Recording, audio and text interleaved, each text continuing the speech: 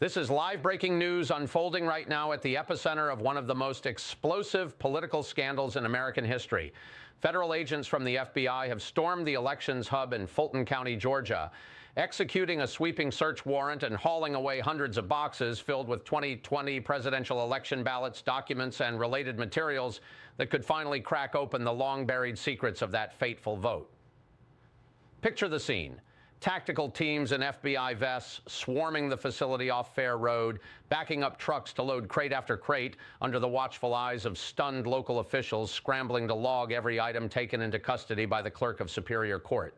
These aren't just any records. We're talking absentee ballots, scanning logs, voter rolls, and tabulator tapes from the very election that flipped Georgia blue and sent shockwaves through the nation, all now en route to secure federal facilities out of state, possibly Virginia, to prevent any last-minute judicial interference. And this didn't come out of nowhere. Just weeks ago at the World Economic Forum in Davos, President Donald Trump dropped a bombshell during his address, leaning into the microphone with that unmistakable intensity. It's a war that should have never started, and it wouldn't have started if the 2020 U.S. presidential election weren't rigged. It was a rigged election. Everybody now knows that. They found out. People will soon be prosecuted for what they did.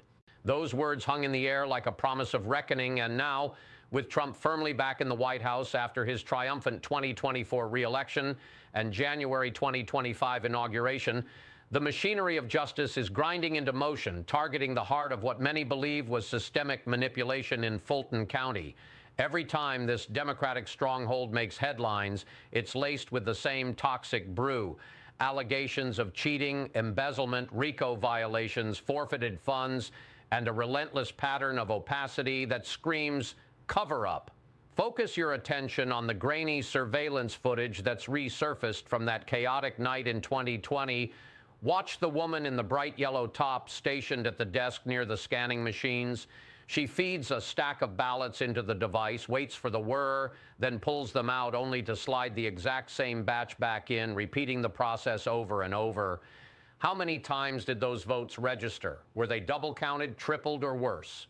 Fulton officials have stonewalled every inquiry, refusing to release the audit tally sheets that would tell the tale. Over 100,000 missing, including 50,000 from mail-in ballots alone, documents legally mandated by state law but withheld for months on end. If the process was pristine, why the evasion?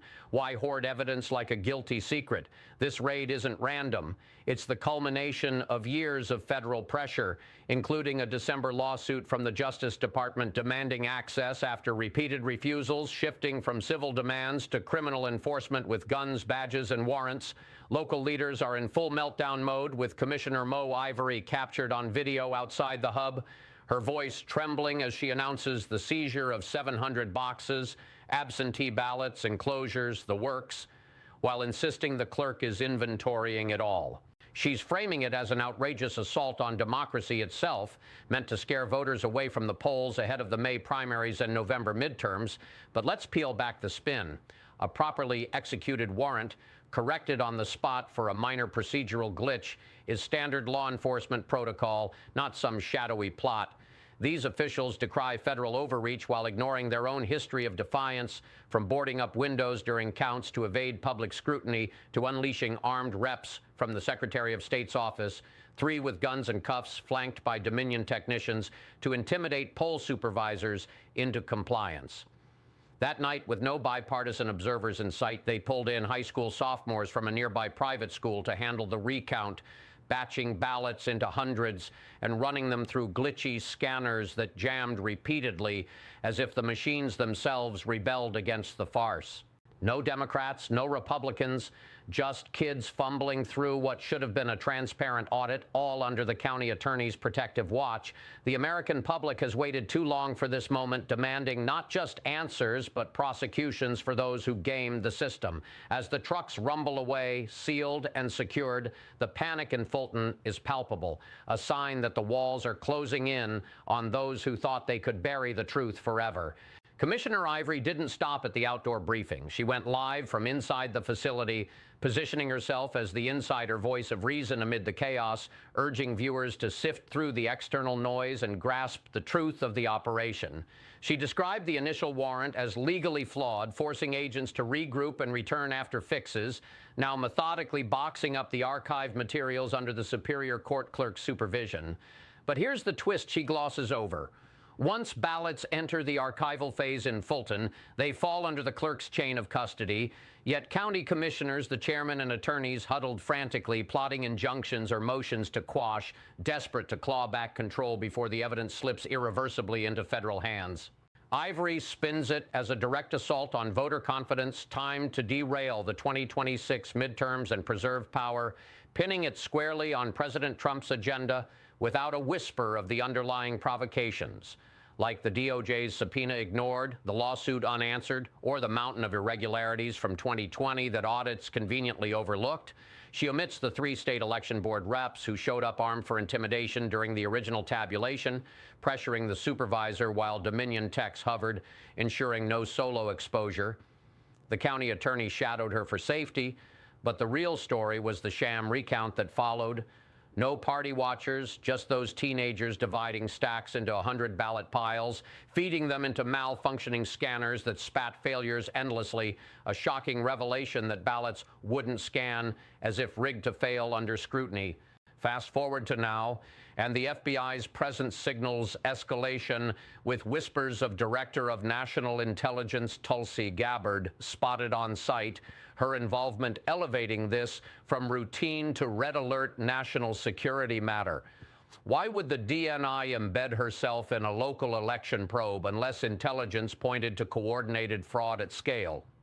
The Justice Department's December suit laid it bare. Demands for ballots, stubs, envelopes, and compliance checks on federal voter laws met with stonewalling that forced this warrant's breadth, seizing nearly everything from 2020 to probe preservation failures and beyond.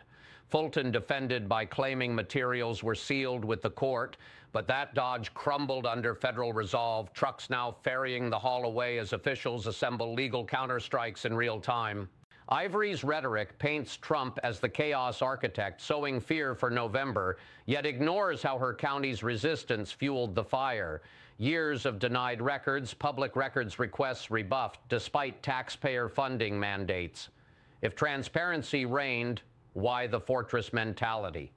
Boarding windows, hiding operations, and now this theatrical outrage, smack of cornered operatives, their deflections ringing increasingly hollow as box after box vanishes into the night. The public felt the steel on election night 2020, watching leads evaporate in swing states like Georgia, only to awaken to inexplicable reversals.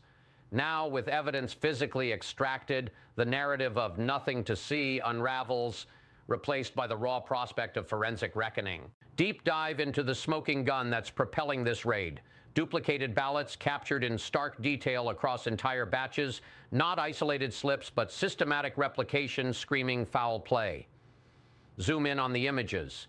Dozens from scanner 5162, batch 235, image 92, mirrored precisely in batch 234, image 33, down to the tiny dots, tails, and handwritten Republican marks, repeated ad nauseum.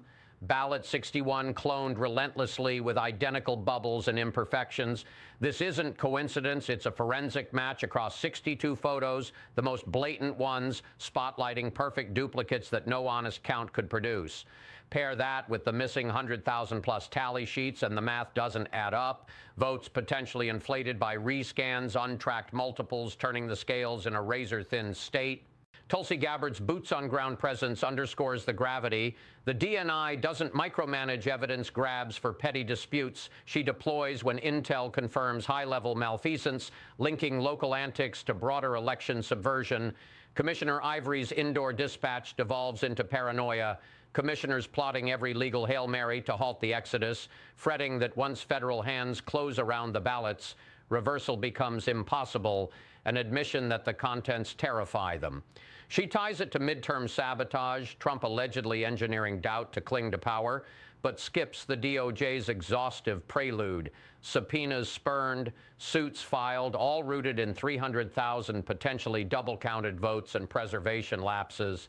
The raid's timing post-Davos amplifies the heat, Trump's prophecy materializing as agents wrap up post-nightfall, 720 boxes secured and departed. No hiccups tolerated by vigilant escorts ensuring safe transit. Local reactions betray guilt. Ivory's assault claims clash with procedural propriety. Her team fighting back legally while the public cheers unearthing.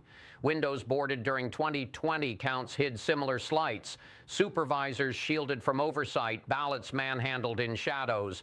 Now, with physical proof outbound, the zero transparency era ends, replaced by lab scrutiny that could validate every suspicion. Americans sense the irregularity that night, leads vanishing amid unchecked mail-ins. Today's haul promises validation, prosecutions looming as vowed. On-site interviews capture the elation. Reporters hail it a beautiful day, years of stonewalling, shattered ballots pursued since 2020, finally wrested free despite cries of move on. Trucks destined out of state symbolize finality. No more local meddling, just impartial truth-seeking on who truly won. Commissioner Dana Barrett echoes the frenzy, dodging voter roll queries like registered phantoms at empty lots, shuttered shelters and bus stations.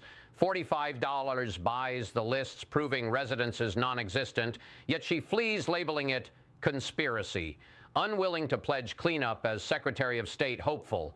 Confronted with specifics, 205 Elm Street Northwest barren ground, she bolts, elitism incarnate, dismissing public servants' duty to explain amid viral scrutiny.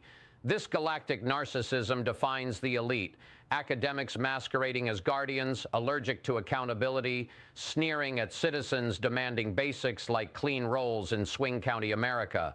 They gaslight, name-call, evade. Why, if truth shields them? Because exposure beckons. President Trump's Davos warning rings prophetic. Prosecutions inbound. Hot pursuit of justice restoring constitutional arena. Evidence damns Fulton. Rescanned ballots. Vanished sheets. Observer-free recounts. Roll ghosts. Hidden ops. Raid panic. Tulsi's oversight signals apex threat. Officials' flight screams culpability. Years of mockery for doubters end. FBI holds 700 boxes. Intel engaged. Trump delivers. Not partisan ploy, but demand for honest ledger, equal field, American principles upheld. Banana Republic fears fade as rule of law asserts. Fraud impunity crumbles. Truth surges forward, unstoppable. Stay vigilant, for the full expose looms.